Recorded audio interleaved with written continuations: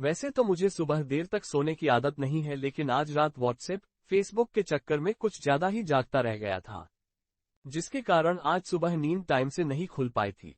जब मैं सुबह बेड पर सो रहा था तभी अचानक मेरे मोबाइल की रिंग बजी।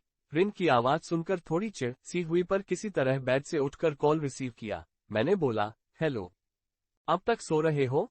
कॉल पर उधर से किसी लड़की की आवाज आए। मैंने सोचा कोई अपनी ही फैमिली की होगी तो मैंने कह दिया, हाँ, अब तक सो रहा हूँ। इतना बोलने के बाद कॉल की दूसरी तरफ से मुझे डांटने की आवाज सुनाई देने लगी। तुम हॉस्टल में पढ़ने के लिए गए हो या दिन भर सोने के लिए? अगर तुम इतना सोओगे तो एग्जाम कैसे क्लियर कर पाओगे? रुको, मैं अभी पापा को कॉल करके बताता हूँ कि आपका लाडला अब तक सो रहा है। मैं इन बातों को खामोश होकर सुनता रहा। मुझे ये समझ में नहीं आ रही थी कि मैं कब से हॉस्टल में रह रहा हूँ और कौन सा एग्जाम क्लियर करना है। खैर, अब तक मुझे पूरी तरह से समझ में आ चुका था कि यह किसी रॉन्ग नंबर की कॉल आ रही है। मुझे चुप देखकर वो फिर बोली, इतने चुप क्यों हो, क्या हुआ?